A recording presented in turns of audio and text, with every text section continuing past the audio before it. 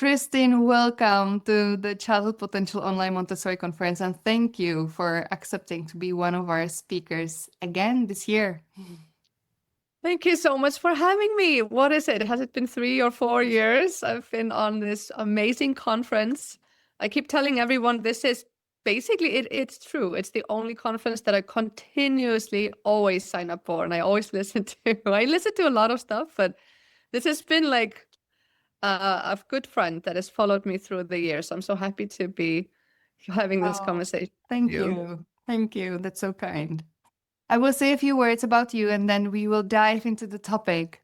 You are a respectful parenting educator. You are a speaker. You are an author of best-selling children's books about emotions called Sometimes I Cry, Sometimes I Laugh.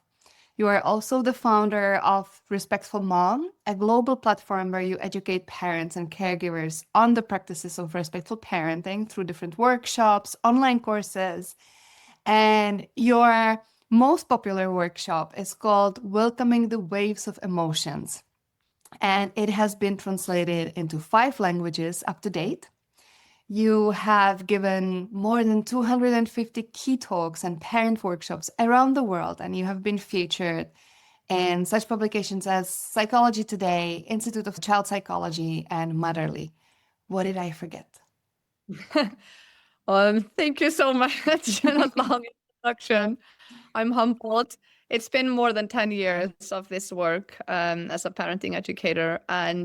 But recently, and I'm actually in my Montessori classroom right now, I just got my diploma as my Montessori teacher.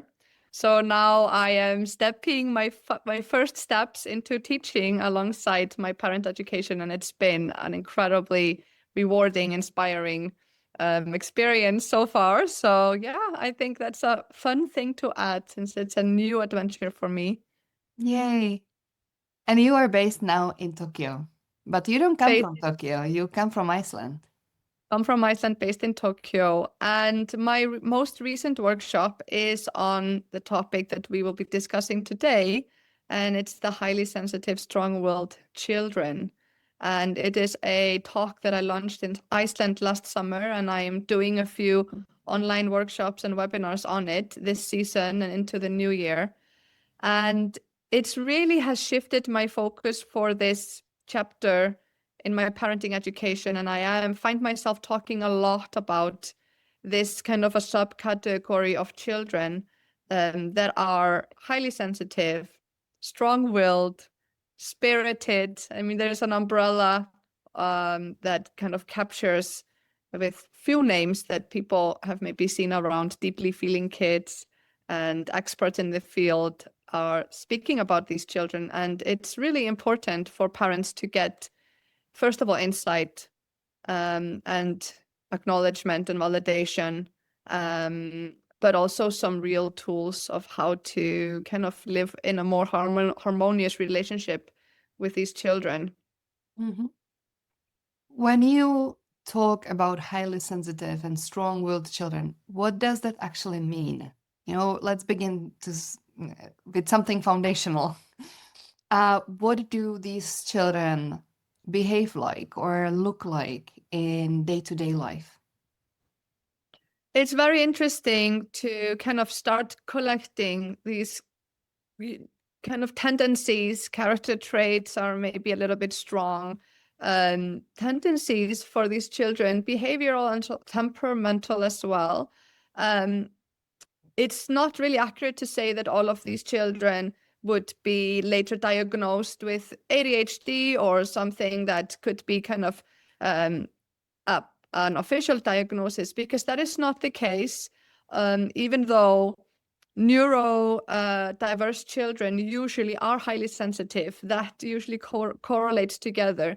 You can still have highly sensitive, strong-willed child who does not have ADHD or is not on any kind of spectrum. So it's important for people to kind of, distinguish there. But I do share in my workshops, I do share kind of a collection of lists, and it's quite an impactful slide. And I was hoping maybe we can pull it for for the listeners. Okay, perfect.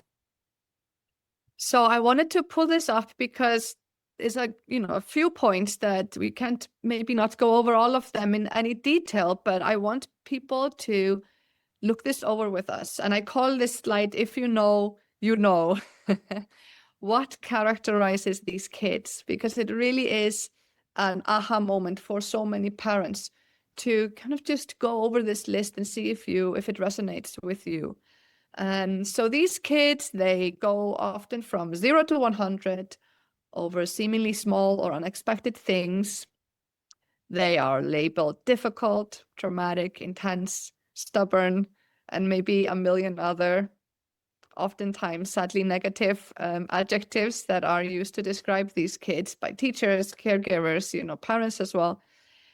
Their emotions are explosive and big, and confusingly validating their emotions often makes them angrier and explode even more. It feels like as much as you want to support them, it can be very difficult to hold space for them in a way that you feel would be helpful. Then they often reject comfort. That's the same as we're talking about. They reject comfort and support during these outbursts. They might yell, "Go away, leave me alone, stop talking," or they might remove themselves, hide, go under a blanket when upset. Their anger often escalates to aggression, making it not uncommon for these kids to hit, kick, scratch, or bite. This is obviously quite a tricky behavior to navigate often. And then these kids are also quick to blame others when things go wrong.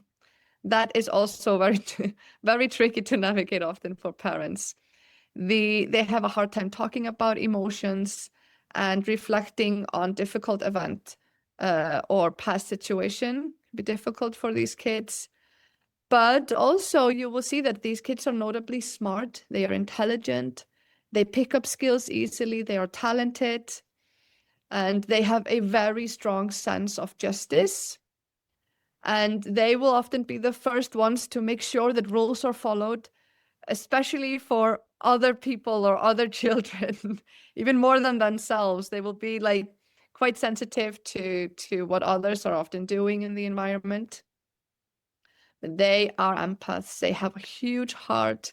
These kids are kind, compassionate, and that is a side that comes through more clearly when they are regulated. But at the same time, they have a hard time apologizing, and they have a hard time taking accountability for their behavior, kind of admitting that they might have done something that was, not the right thing in that situation. They have strong opinions and are not afraid to voice them. They are typically not people pleasers, and they will stand their ground, these kids, even when threatened with consequences or punishment. And I will never forget, there was a moment, this is a few years ago, when I was solo parenting with 3 kids, and my youngest was in the carrier. I think he was only maybe 7 months or something. And it was nighttime. We're getting ready to go to bed, and it was getting late. I was getting tired, frustrated, kind of building up, just one of those evenings. And I can't remember, something happened, and I completely lost my patience with my kids, like really in a bad way. I was just like yelling at them out of nowhere, kind of threatening them and telling them, that's it now, I've had it, and da, da, da, da. And I remember kind of, no story, I'm just gonna, you have to go straight to bed right now. And my oldest daughter, she's like, runs in like millisecond, and she's in bed, like with her covered blanket over her, like ready, listening to mommy. And then my second child, my son, who is 100% highly sensitive, strong-willed. I think he's about 5 years old at the time.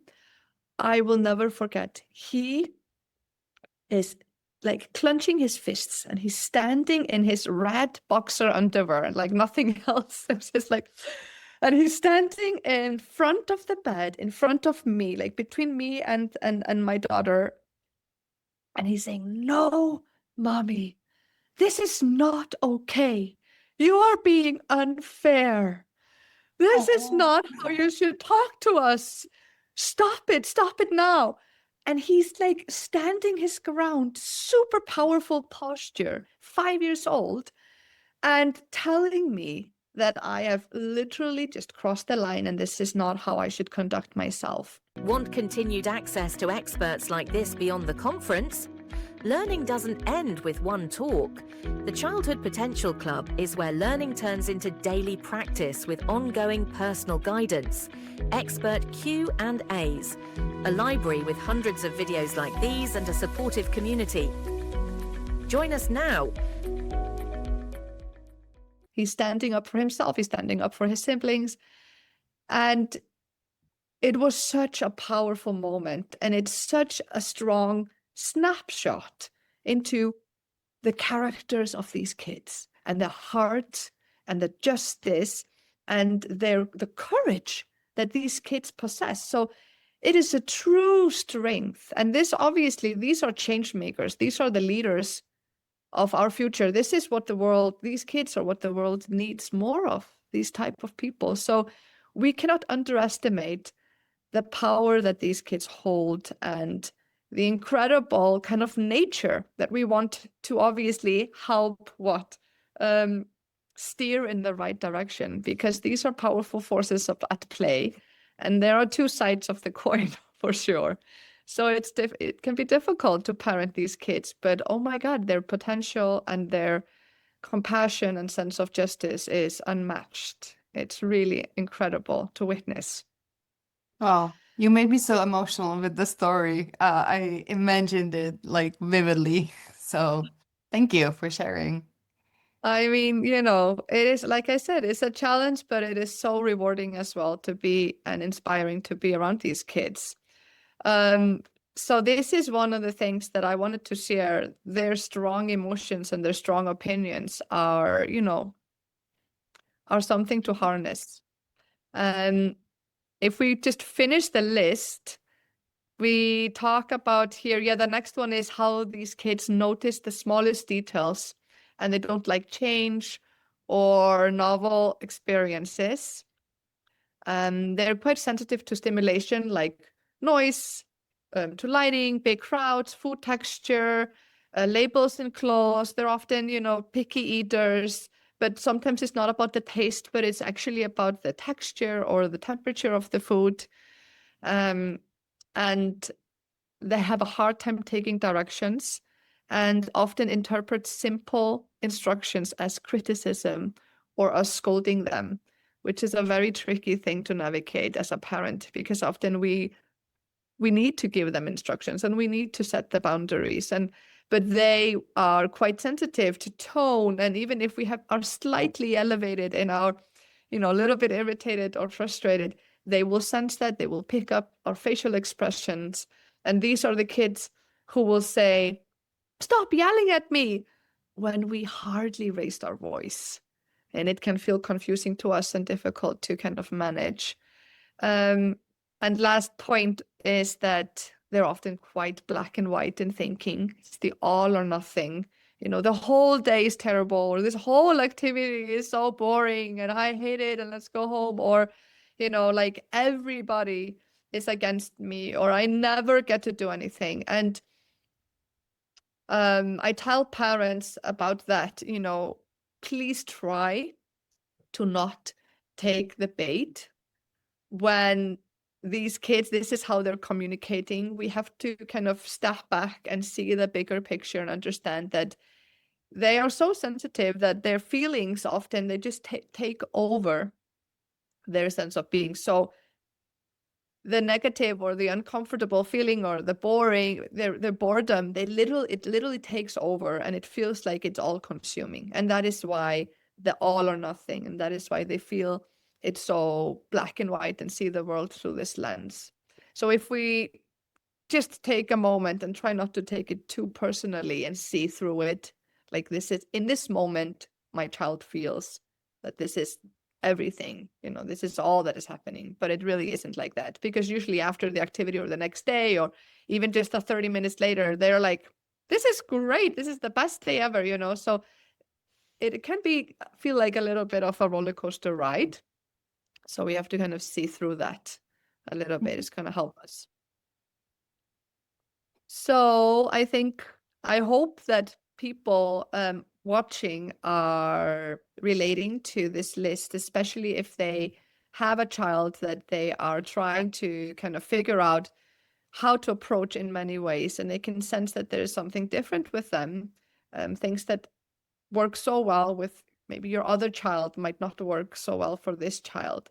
And I know that it is difficult because often the intentional parents who are really sensitive and they really want to support their kids in emotional intelligence and navigating their emotional side in the best way possible.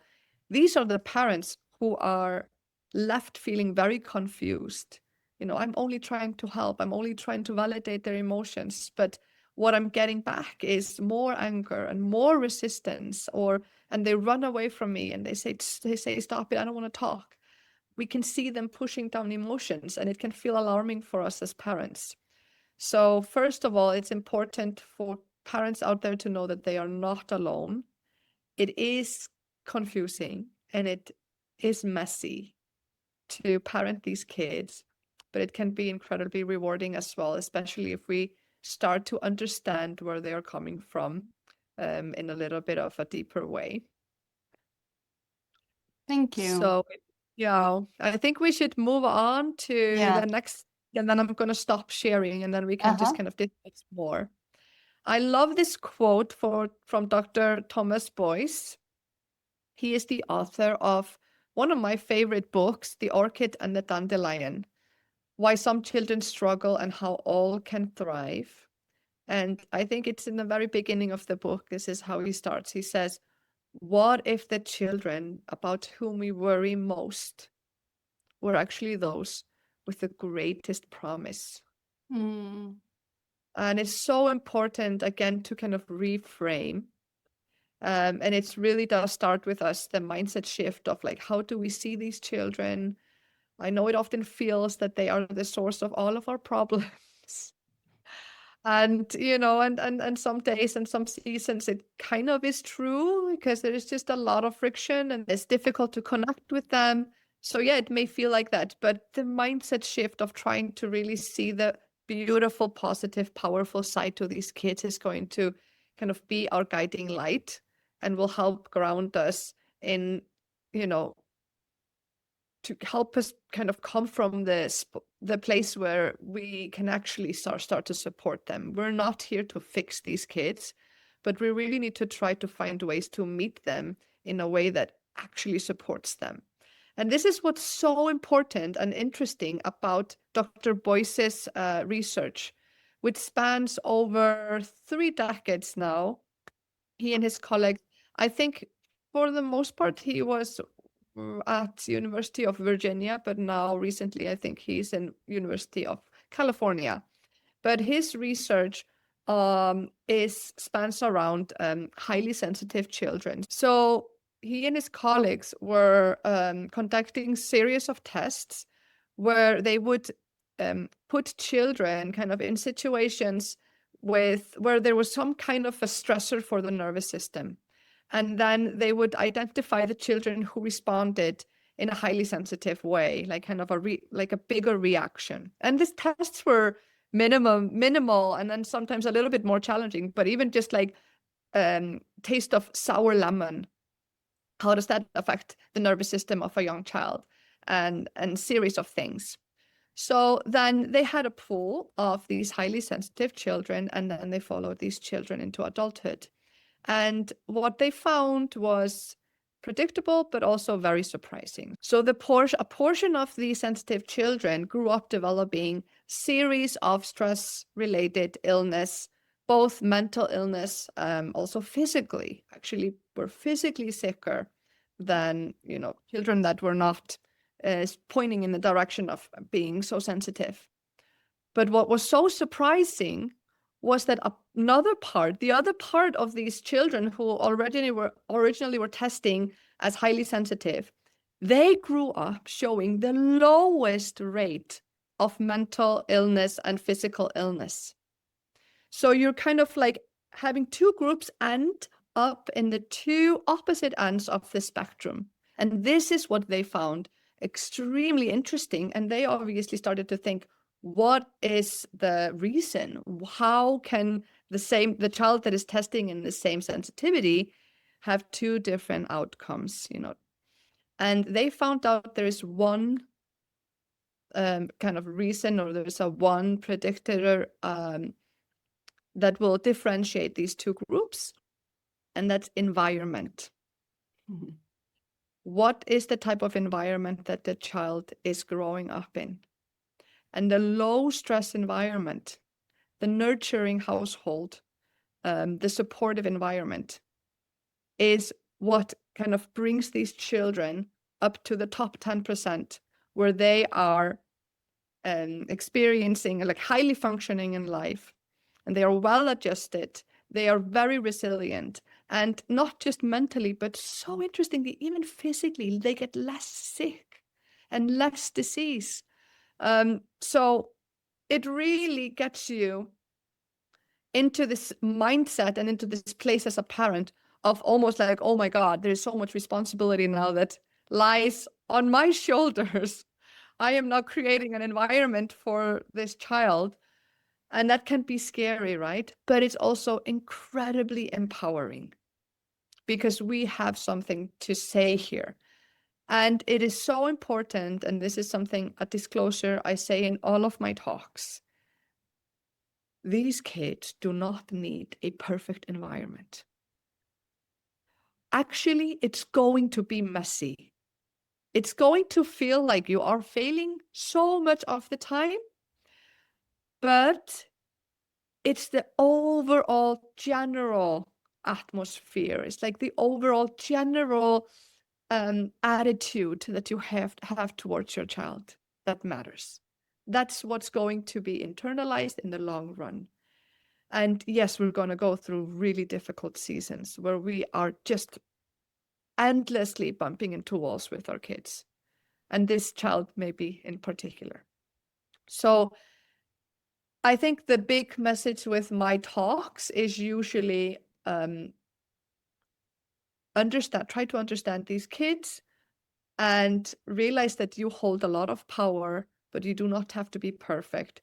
These kids mostly need to feel that they are loved and that we want to be there for them, that we want to support them, and that we want to grow with them.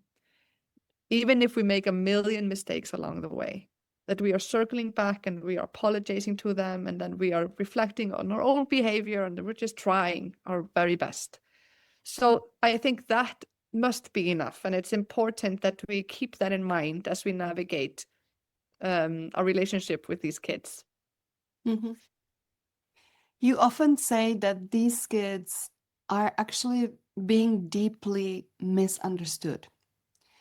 Can you help us understand what's beneath the surface when they are overwhelmed and acting out? Like what's there that we don't understand?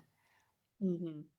Yes, they are probably one of the most misunderstood group of kids. And I have to say that these children, they hold such a special place in my heart. I noticed them, I noticed them in the playground. I noticed them in the classroom. I noticed them in the siblings group of my friends or family. I have a child like this, and I'm deep in the middle of trying to figure out the best way to support him. He's doing great, but it's been a challenge. And this is one of the reasons why I really went into researching this topic so much. And I started to pull from these experts. This is what I've found, and this is what's working for me. And now I want to share it with other parents, right? It's been kind of a 5 to 6 year journey resulting in this that we're talking about now. But also, I was a highly sensitive and am a highly sensitive person, but I definitely was this type of child, highly sensitive, strong-willed child. And I'm still navigating life with many of these tendencies even. I'm just an adult now, so I have a little bit of a better emotional regulation, but I can sense so much of this being true for me. So I think that understanding and feeling it has been my guiding light as well. And I know how misunderstood these children feel. And I think that is one of my personal kind of most open, like a difficult childhood wound to deal with, is that sense of being misunderstood. So for them, if you imagine, these kids are highly sensitive. So that means they have a lot of emotion. They have big emotion. Like imagine that their emotions are like a size or 2 or 3 bigger than their body. It's too big for them. And that means things get overwhelming really fast, right? And so these children, they may experience a sense of fear of their own feelings, of their own emotions, and kind of a fear of losing control. And they might even sense that often and feel they often have no control. And that is scary. So they themselves can be quite scared of these experiences when they are melting down, they're tantruming, and they're like kind of in this out of control behavior. We have to understand that they are often feeling scared on the inside themselves. And I love the quote, "A scary child is a scared child." Mhm. It helps us with how we see our children in these difficult scenarios, right? Mhm. So that's one. A second thing I want to talk about when it comes to this misunderstanding is these kids often have a deep, innate fear of being too much, of being bad, of being unlovable. And I think this comes from kind of how they are wired, but I think it's also environmental because they just pick up on everything. And if we think about like, they're going to be getting a disproportionately larger amount of like disappointed looks or punishments or shaming talks or lectures or all of these things from their environment, because their behavior can be so challenging and it will impact them, and that will be sometimes how they start to fear and see themselves. And coupled with that is a deep fear of rejection. And especially, I mean, this is very known in ADHD world, that almost, I think 99%, that basically means 100% in scientific terms, of people with ADHD identify as having this rejection sensitivity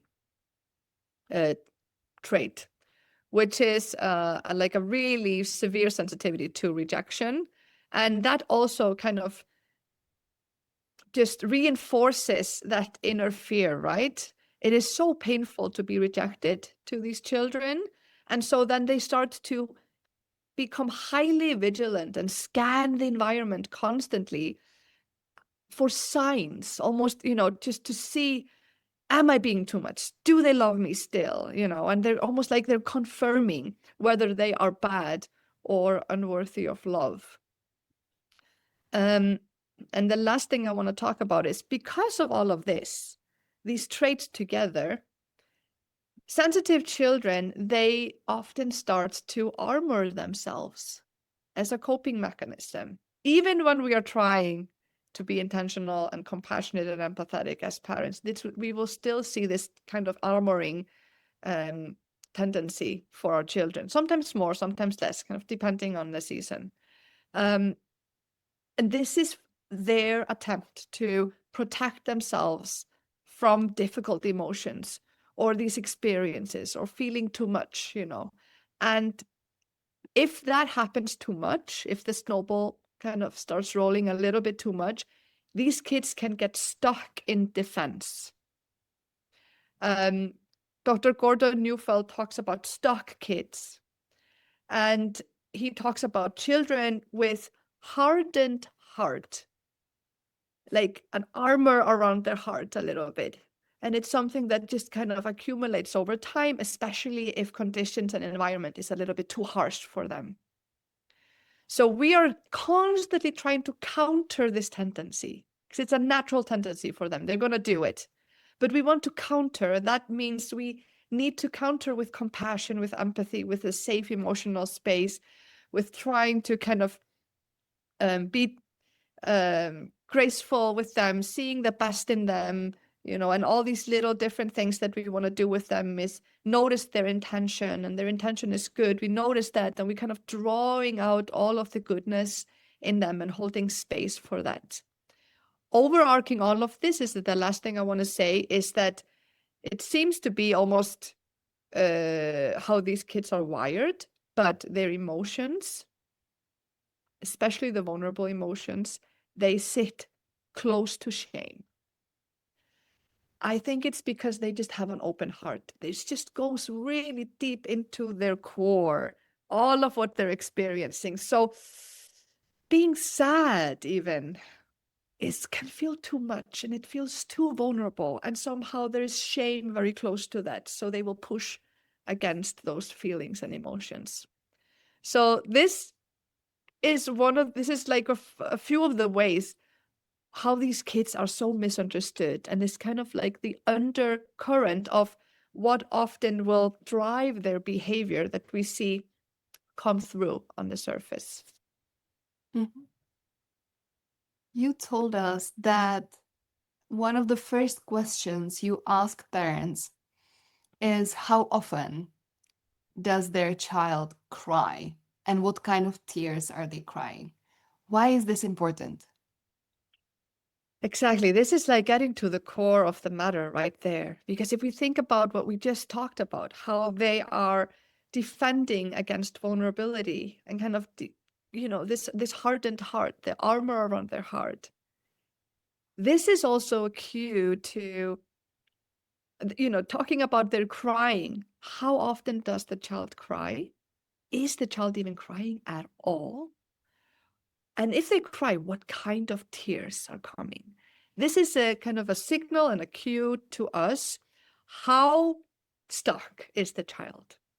What we want to see is the specific types of tears, which are the soft tears.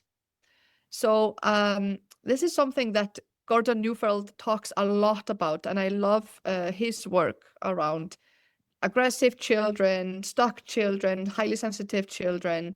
He talks a lot about these kids, and I've learned so much from his work. So the reason I want to focus on soft tears and the importance of these vulnerable emotions is that they are really key to our kids developing emotional intelligence and emotional regulation skills. I often say to parents that disappointment is key. Like if there's any emotion, if you talk about the spectrum of the difficult emotions, anger, frustration, and sadness, if there's any emotion that is almost the most precious one to hold space for, it is disappointment. So there is like a cycle, there's like a natural circuit, basically, that children move through when they are processing emotions, okay? And it's interesting, and it's quite sad that these highly sensitive kids, they often miss out on completing what I call like a natural, positive, kind of constructive emotional processing circuit. They miss out on completing it because they have such a hard time entering into soft tears or allowing themselves to feel disappointment and the sad emotions. So let me just explain a little bit. What we want to see, and what we see quite naturally in most kids, more neurotypical kids, right, is that let's say that there's an event, there's a trigger, and they get frustrated. There's a trigger that triggers frustration. So we can say, okay, they are building a tower, and the tower keeps breaking. And it's frustrating, right? They try again, and it breaks again, and they try again. And here frustration is acting, and it usually starts out acting as a motivational emotion because, I'm going to try again. I want to do it. I know I can do it. And sometimes it works. They tried 2, 3 times and now they figured it out and now it's fine. Now the tower holds. What happens to frustration? It leaves your system because there was a change. The tower isn't breaking anymore. So now it's a change and the frustration leaves with change. But what happens when there is no change? This we often see, obviously, when we are setting boundaries. So let's say, the child is asking to go to the grandma's house or grandpa's house. Maybe we talked about it before school and we were hoping to go in the afternoon. We pick up the child, we're in the car, and we have to break the news that unfortunately grandma is sick or cannot go. So we're going to go home. No, the child is frustrated. And that can come with anger. And what does the frustration kind of motivate them to do? I want to change. I really want to change my mom's mind. Do I want to change the situation? I want to go, yes, yes, yes, yes. And they're whining and they're even like getting angry. Now it's our job. This is what I teach in my Welcoming the Waves of Emotions workshop, of setting firm but loving limits. I hear you. That's very disappointing. You were really looking forward to going to see grandma and grandpa, but we're going home now. We cannot go to grandma's house, and we are very secure and safe in our boundary. This is when the magic happens, or should happen. This is when our child hears we are serious. There's nothing they can do, there is nothing they can say, and it's not going to change. And we are driving home, and we're not going to grandma's house, we're going the way to our house. And they can see and this is where their emotion starts to shift from frustration to disappointment, sadness, tears of futility. Tears and emotion, sadness, they understand that this is something that cannot be changed. And this is where we often hear them go from anger to and this is them processing. This is them actually learning and accepting the boundary. It's incredibly healing. And this is where the real emotional release comes. It's through soft tears, tears of futility. And this is what I'm describing is Dr. Gordon Neufeld's traffic circle model. It's what he talks about. You start with frustration, and then you move to the next outlet, which is change. If the event cannot be changed, there's like a closed door, you cannot exit, and the frustration moves into Sadness. tears of futility. Exactly. Sadness, disappointment. Key, gold. This is the treasure. And through those tears comes a real release of emotion, and they slowly start feeling better. And then there's acceptance. And that is the next kind of exit in the traffic circle. Acceptance and adjustment and adaptation. And this is where true emotion learning is happening, right? So the outcome of it's almost, I kind of always see it as like a full circle moment. As soon as the child has like kind of accepted the no and they feel better and they get the good cry and you're there to support it and you're not cutting, okay, we can go to grandma, or let's just go to another friend's house, or I'm going to give you a lollipop. This is us cutting the natural, beautiful circuit, right? And a lot of parents do that, and we need to constantly try to work against that nature and just allow our children to feel so that they can feel better. Now, what happens to our sensitive children who are resistant to vulnerable emotion? So they will come up against frustration, get frustrated, there's no change, and they don't allow themselves to move into sadness because it's too vulnerable. So they get stuck in frustration. And that is, this is where it gets tricky. This is where parents feel confused. This is where it's a frustration and anger, a kind of a self-generating emotion. So they don't really get the same type of emotional release. And this is also, that's one of the reasons why these kids can go on forever, kind of stuck in a really intense, aggressive meltdown or tantrum. There is still some emotional release, but it's not really giving these children the same healing effect as if they move into sadness. So then, if we continue the traffic circle, they cannot go out and change. They cannot even go out in acceptance and the soft tears. Nope, it doesn't allow them to feel better truly. So the next outlet you see on the traffic circle is aggression. Somewhere and somehow all of this built up frustration will need to come out.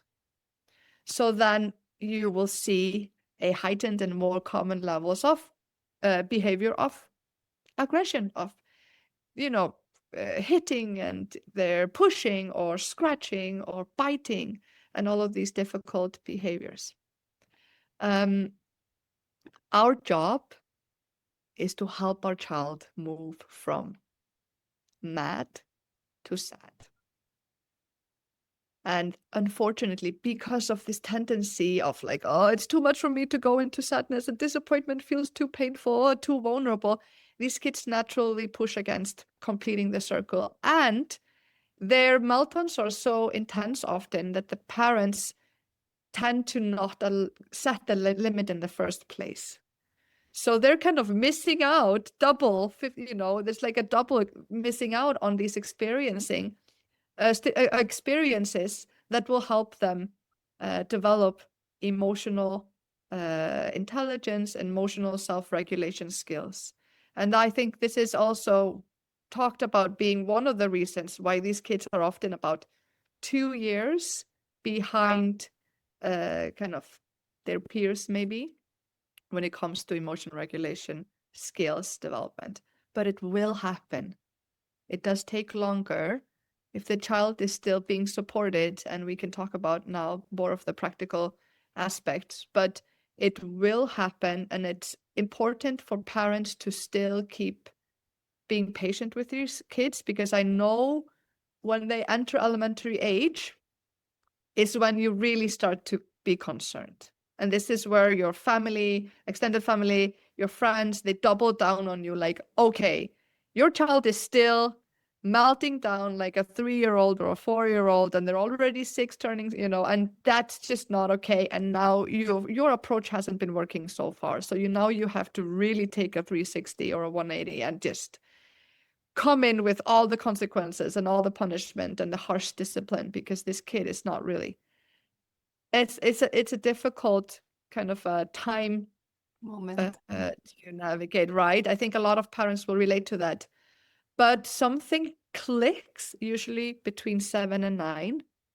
And I can attest personally to that. You just kind of have to wait for it to merge and click. You've been supporting your child as much as you can, and then you just need to give them a little bit more time. And it's incredible how much happens when that kind of maturity piece is a little bit further along. And I can say that we were traveling with my now 9-year-old 2 summers ago back to our home country, and it was nice, but it was also kind of sad. Like so many people around us were just complimenting him to us, like, oh my God, he's incredible. He's grown so much, and he's so intelligent, so clever, and he's so compassionate, and he's so thoughtful, and he's doing that, and he's so helpful, and he listens so well.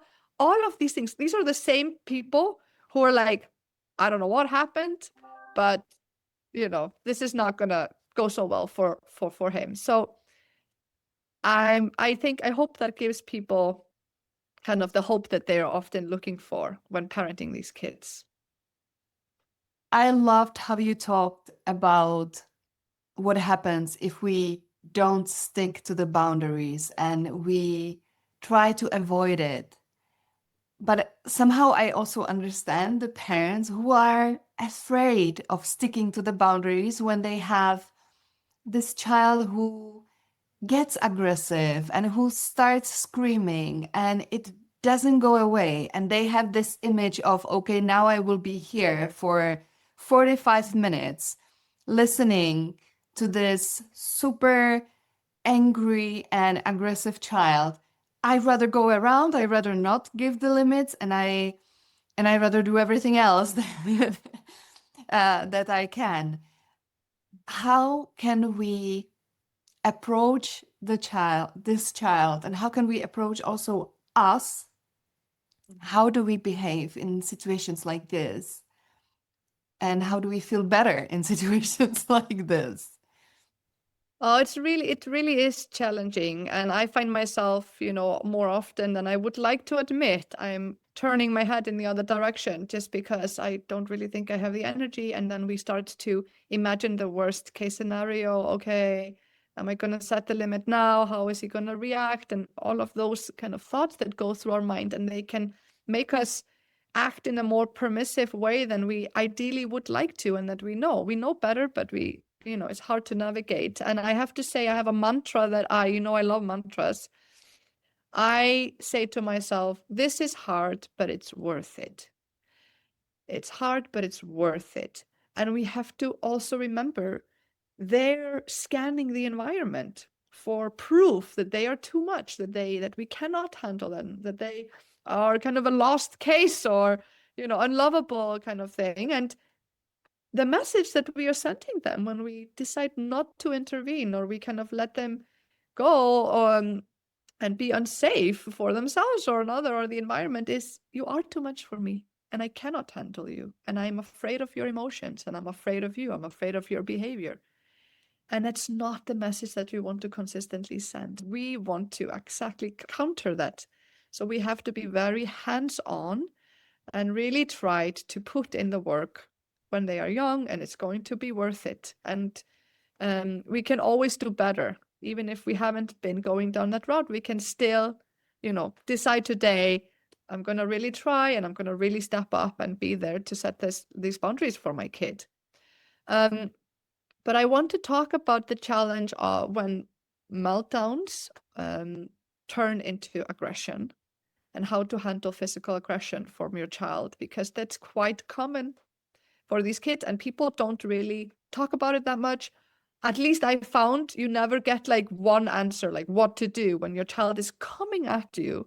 You're trying to be a safe space for them. You're removing them from the situation, which is really important, because we don't want them to, their emotions and anger, or to kind of spill over into the environment. Parents ask me, so what I do, like my child is just ruining his toys, or, being very destructive. Do I just allow him to do that? No, of course not. Because you also don't want your child to experience themselves as a monster, or as someone who is completely out of control. You have to kind of be there to contain that. So no, thank you. I'm not going to let you do that. We're going to go into a safe space. So let's find another room or something that's a little bit more contained. First step in a really, difficult situation. They're melting down, and then they're coming at you with aggression. What do? You hear parent educators say, hold their hands, don't let them hit you. Say, I can't let you hit me. It's not safe. You can be mad, but you cannot hit me or hurt me, or something like that. I have tried so many different routes, and I've gone, like, I really have been experimenting with what I feel is the best, but this is for me, and it's a very personal thing. I have to say that holding the hands usually backfires. In my case, it just kind of makes the interaction even more difficult. My child seems to get even more angry, even more aggressive, even more physical. And I don't know about people out there, but when I'm holding my child, and I'm using it, requires some kind of physical strength, right? And as I'm trying to regulate myself, it doesn't help me regulate when I'm also kind of being strong and kind of holding my child. It feels aggressive. So what has happened to me is that I'm trying to stay calm, but then I'm holding the hands, or trying to, like, kind of almost wrestle my child a little bit in that moment, and I end up losing my composure, and I've, kind of squeezed too hard, be like, that's not okay, or become this kind of more aggressive than I would ever want to with my child. So what has helped me is an approach of basically blocking your child more than holding. I know that some parents will say, well, do you then just allow your child to hit you? It's really not that, because it's not painful when you block. I feel more in control. And I feel like the aggression soothes down faster. So let's say the child, they're out of control. They cannot control their actions. So they are hitting towards your body, and I kind of block their hands. And I'm quite firm, but sorry, no, thank you. Or I say nothing. It's helpful. It's people who are continuously kind of in this situation where your child is getting physically aggressive and it's not going to last forever. They simply cannot control their behavior in this moment. What are you really going to do? People ask me, what am I supposed to do? It's not like I can just force my child to stop. This is what has helped me a lot. And I want to just be very open and give people options. And I think our goal should always be to try and regulate the child. And it starts with us staying regulated. And I feel like this has helped me stay on top of the situation, more regulated, more kind of able. I feel able when I do that. So I'm not sure. Do you have any thoughts on responding to aggression, physical aggression from your child? I think my children are not really highly sensitive, so I have the experience that if something like this happens or happened, they are a little older now. So in the past, what helped me was that I hold the hands or I hug them in a way to, tell them you are safe, you're with me, and I'm hugging you, not tight, but also, not letting you hurt someone Bear else hug. or something like that. Yeah. And it always worked for me, but I also know that there are different types of kids, different types of families, and everyone reacts in a different way. So I think it's a matter of trying out Exactly. what suits the I think it's child.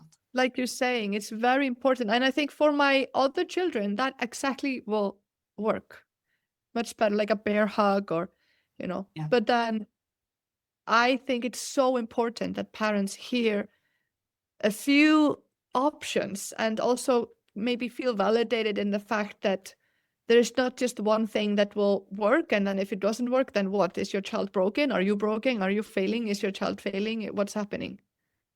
Yeah. So, you're left confused and with no tools. So that's why I try to be as open as I can with like how I've tried to experiment with different things. And hopefully that will inspire other people to just be open-minded that, yes, it's an alarming behavior, but it still happens a lot, especially for these kids, and it won't last forever. And you're allowed to navigate it in different ways. It's not just one way. That is right. Let's talk more about other support. What are the kinds of practices? We talked about this, but there will be more, environments and practices that really help these children thrive, especially when their nervous system feels overwhelmed. Do you have some other ideas, some other tips that could be practical and, doable at home? So I think we want to think of these children and their emotions like a container of glass, maybe a water container, and their tension builds up over time and faster for these kids than the next child oftentimes, because they're just taking in their environment in a faster, more overwhelming way, right? So then we want to do a few things. We want to help release the tension so that the water stays below, without spilling over constantly. But also we want to help reduce tension building up, right? So like release, we talked about the soft tears, super important. Really try to hold space for meltdowns, and very, very precious if your child can move into soft tears, into holding space for that disappointment. So that will be almost the biggest type of release that a child can have. But also playfulness. Playfulness is a great source of release for the child. It has to be authentic playfulness. I don't really like when parents are like playing a role and they're really like dying inside and they're so bored, or they don't want to play, or they don't want to be like, you know, wrestling or whatever, roughhousing with their kids, but they're doing it anyway. It's, you know, you have to find ways for it to be authentic to you. And that's when the real magic happens. Movement, be outside in nature. Independent play is a great release of built up tension. And you can see that the children who are often most stuck, they don't really play, because you need the sense of ease, internal peacefulness, and creativity and imagination to kind of come together. And so that's also something to look out for. When it comes to reducing that buildup, I like to talk to people about trying not to overschedule these kids. Obviously, screen time also is something that will fill. Endless criticism, you know, we're always telling them what to do. And I hear myself when I'm saying this, you know, it's been kind of a rough 2 weeks, and I've been on my son, like kind of just in his ear, everything that he has to do and everything that he's not doing. And it is so tiring for them. So really try to reduce that and prioritize connection. Ask them questions instead of endlessly telling them what to do. So what can you do next? Or what was your plan? Or what do you need to do to not be cold outside when you go to school? You know, remember my jacket? Yeah. These kind of things, instead of endlessly put that on, do that, do this, you know. A very simple tip, but it really works. So that's like the demands and the external pressure. And I also want to help parents think about, in what situation does your child thrive? Because these kids are clever, they're intelligent, they're amazing, they're talented, they're skillful. There is definitely a scenario where you do not have to say no to your child. You do not have to be like, oh my God, here we go again. My child is the only one who is blah, blah, blah. And I'm just kind of embarrassed over here. Or, you know, have that disappointed look or be kind of on them. Where are you truly enjoying your child? Where are you just looking at them with spark in your eyes and like genuine smile and just in awe of the beautiful human that they are? Do that, you know, like try to find ways to schedule whatever that is in your life, because these kids need us to think about the balance. Mm-hmm. In how much are we appreciating them and how much are we criticizing them, you know, and often they are getting the short end of that stick. So think about that. It's a very, very good exercise to do. And then responsibility as the last one. So we talked about release, reduce, and our responsibility. And these are the 3 R's that I learned from my good friend and incredible parenting educator, Ashley Warner. Her platform and workshops and website is wonderful, Raising Humans Kind. I want to credit her because she's been a mentor and a guide for me as well on my journey for my highly sensitive son. So she talks about the 3 R's, and the last one is responsibility. And I love one thing that she says, it always plays in my head. It's like, if you are a parent of a highly sensitive, strong-willed child, you just kind of have to accept that for a season in your life, you're not going to be one of those parents who can sip your daiquiri or Aperol Spritz or whatever in the afternoon by the pool while the kids are playing in the bouncy castle behind the house. I know it feels unfair and you wish you could, but it's not realistic, and it's not serving your child at this moment. It's not going to last. especially if you're able to take responsibility for being hands-on and kind of being close, ready to intervene when social situation can get tricky. If your child is in a phase where they're pushing their friends or they're kind of getting angry and frustrated easily, you cannot abandon them in that situation. They are developing their self-worth, they're developing their sense of, their confidence and who they are as people. And we don't want them to constantly be getting into negative interactions in their environment. So we have to be there to help them be successful, help them be good, following the rules, and kind of then we have to intervene. We have to kind of maybe take them out of the situation, take a break if it's not going well. So don't worry, the more you put in those more challenging seasons, the more rewarded your child, you, and everyone will be. So, that is our responsibility. And we have to accept that maybe our child is not ready to be going to summer camp. Next year, it's probably better, or after 2 years.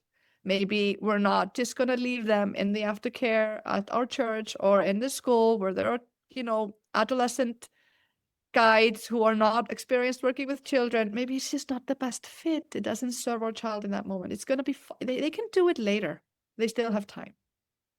So these 3 things I can talk about endlessly, but I think that these are pretty tangible, kind of practical things to keep in mind. They are. Thank you. Is there anything else that we haven't said and you would still like to mention? I think I have to. I don't think I can leave without sharing what I call my secret weapons. I'll try to do it fast. And of course, there are like a million gazillion things that we did not cover. But the 2 things I want to leave people with is, number 1, the practice of always trying to see the best in the child. And it's coined the most generous interpretation, MGI. You can Google it, and there's so many great examples of this that you can start to kind of think about and internalize. But really, it's just that. That's how also I want to be perceived in the world. I make a million mistakes, and I am sometimes a terrible, human being who is not really being thoughtful like I want to, and I'm being misunderstood. I wish that the people around me do not take that for face value, but they actually have their most generous interpretation on me in mind, when I'm navigating the world and bumping into walls. And I want to do that for my child so that they continue to see that we see beyond their behavior and that we see to their core and the goodness and the heart that they really have. And of course, when we do that, it's a self-fulfilling prophecy. They step into that identity much more because this is what we perceive. This is what we are sending this message. This is who you are. This is what I see. So most generous interpretation is gold for these kids. The second thing is, and it's kind of linked to it, is to notice the good intentions, even when the outcome doesn't reflect it. Okay, so very quick story to put it into practical kind of, I think this is yesterday or the day before. My kids were getting ready to go to school, and my 4-year-old was trying to put on their shoes, and it wasn't really going so well. And I think he did ask for help at some point. And then my sensitive 9-year-old big brother is like so ready to help. He's like, I can do it for you. And he comes over and he starts to help him put his shoes on. Somewhere in that interaction, my 4-year-old decides he doesn't want the help anymore. So he's like, I can do it. Oh. And then my 9-year-old, with a very good intention, has kind of a hard time to let go of helping him put the shoe on. So it turns into an argument. And actually, and I could feel I was getting a little bit frustrated listening to them on the sidelines. Like, this is so pointless. Oh my God, like, come on, just let it be. But my 9-year-old had a hard time and he just really wanted to help him and the other one. So they ended up fighting and being really upset at each other. And I was able to notice the good intention in that moment. I'm not always able, but I was able. I saw what you were trying to do. You wanted to help your brother with his shoe, but he didn't want to help. And then you both got upset, whatever. But see, like the outcome was terrible, but the good intention is there. And when we notice the good intention, that's huge for these kids. And it helps them stay true and not kind of lose connection with that compass that they really do have, because they're so empathetic and they're so compassionate. And that is the driver of so much of what we see, but the outcome then is maybe not what we want to see. So if we can just focus on the intention, that really keeps our kids moving in the right direction. And then when their impulse control develops and when their emotion regulation skills also develop, when they mature, that's when it clicks. And easily, they just move forward in that way. And the outcome starts to reflect their intention more and more and more and more. It's a beautiful thing to witness. Thank you. It's a beautiful way to end this interview. Thank you so much.